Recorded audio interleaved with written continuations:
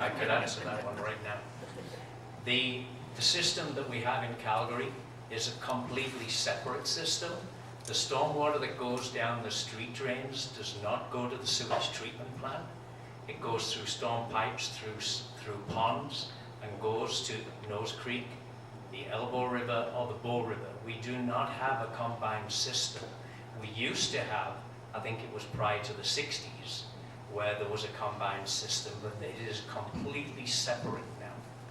So we do not have a combined system. It does not go to the plants from the street drains.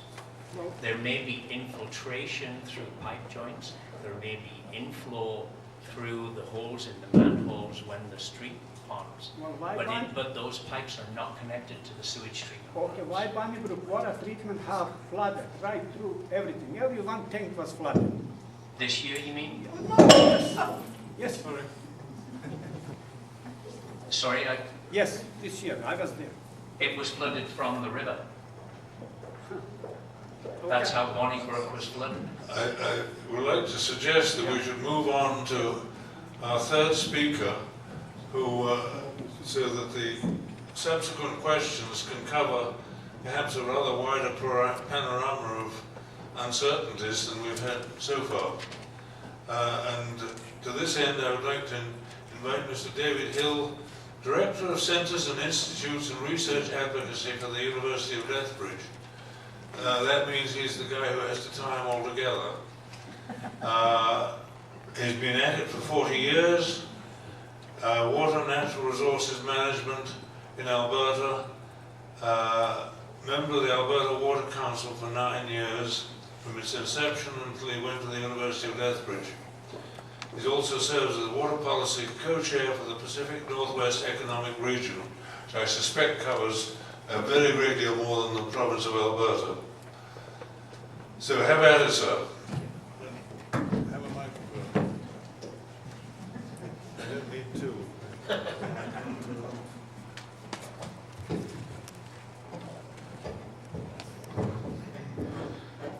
I chose not to live for death by PowerPoint. I want to thank Dennis for the offer and invitation to come and speak with you today. You'll find my remarks to be a lot more general and less focused specifically on Calgary than either David's or Professor Osborne's comments. What I hope to do, though, is provide a little bit of a picture of what perhaps are some of the global best practices in dealing with flood hazards and flood hazard mitigation. And then also begin to compare it to things that are actually happening here in the province and things that are happening at institutions like Alberta's universities. And just to get a couple names off before I forget them, Larry Bentley at U of C and Masaki Hayashi, also at U of C, are both currently doing some research around groundwater surface water interaction in this basin. So those projects, I think, started just earlier this year. What I wanted to begin my comments with is, in most of my career, I've worked very close to agriculture, and I've really come to know somewhat intimately that floods and droughts are just different sides of the same coin.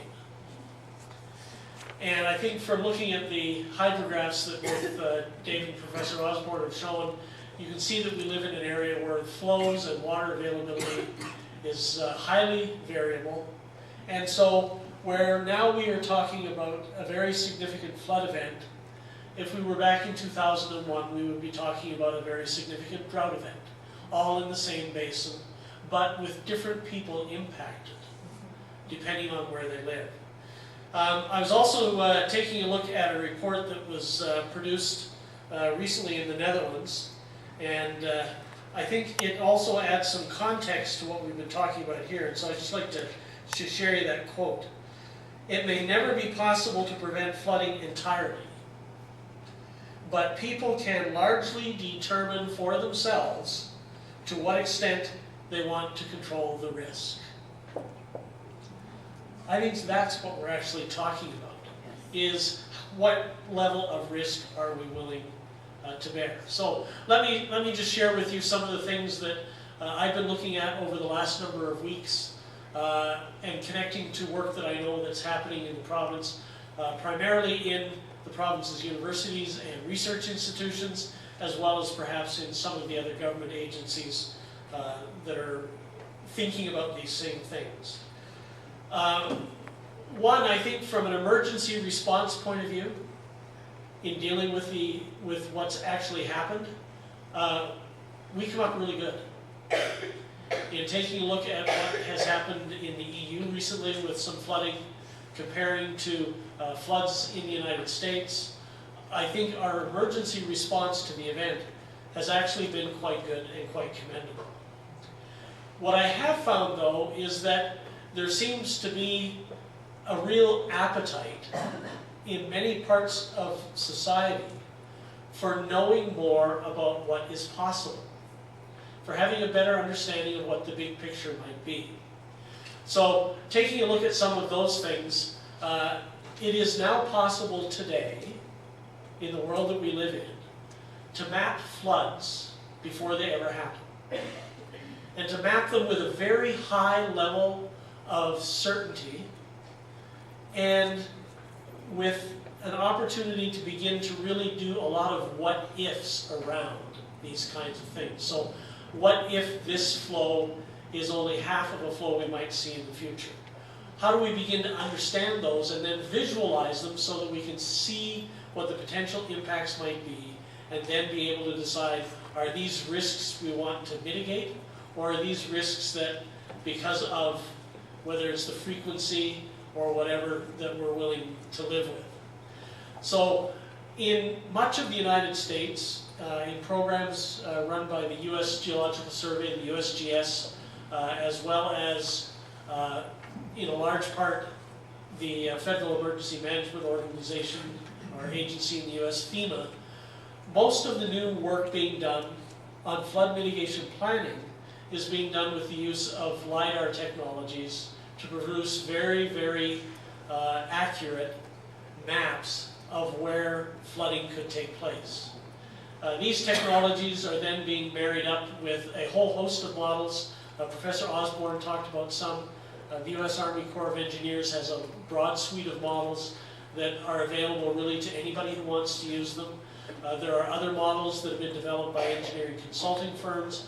But there is an opportunity now to begin to marry all of these things together so that you can take a look at what the potential impacts of any particular flood might be. Once you get to that point, that also gives you then the opportunity to start to talk about other things that are extremely important. Not only what is the critical infrastructure within a potential flooded area, and where is it, how potentially at risk is it, but we can actually start to look at even human infrastructure. We can look at locations of hospitals, clinics, police stations, all of these types of things to get a better picture of, if something occurs, what are the things we can do. In the state of Washington in 2009, in a coastal river called the Snoqualmie, there was a very, very large flood. What was interesting is they responded fairly well. There was significant damage. I don't recall if there was any loss of life. But what they did after that is they went in and began to kind of reverse engineer the flood, doing all of this kind of study work, using the most up-to-date technologies and models to assist decision makers in understanding what happened. And what we actually found now is that we have the technologies available to us, where not only can you map the flood area, but you can take a look at how long it takes water to rise to a certain elevation, how far it goes out, how quickly it recedes, and you can have a much better understanding of the dynamics of floods at various frequencies and levels. Alberta is not completely out of the picture in this, in that we do have some of the world's leading LiDAR experts who are actually at universities in this province. And I think have a lot that they could contribute to what we would want to do going forward. That said, if this knowledge and experience just stays in our institutions and is shared with students and amongst us who like to talk about it, it really doesn't help anybody else. So I think part of the other challenge we have when we look at these issues, and I think this flood is a really good opportunity to see what has happened, is the sun came out, we had the rest of the summer, a lot of people who weren't impacted have gone about their lives, but the conversation is continuing. This has been a very big thing. And I live in Lethbridge. The Oldman River also flooded. It was only half of 2005. But I live way up on the top, and the Oldman River is way down here. And I actually, living in Lethbridge, I don't get that excited about floods. It's going to have to come up an awful long way. But I'm a taxpayer. And my view is that whether the province or the feds are going to, at the end of the day, be able to cover all of these costs in the short interim, we're all in this together, financially and otherwise.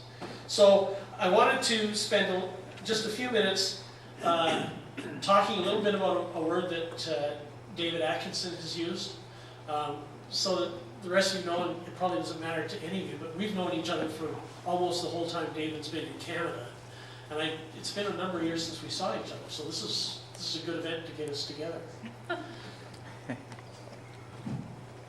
If we talk about resilience, there's a number of pieces to this.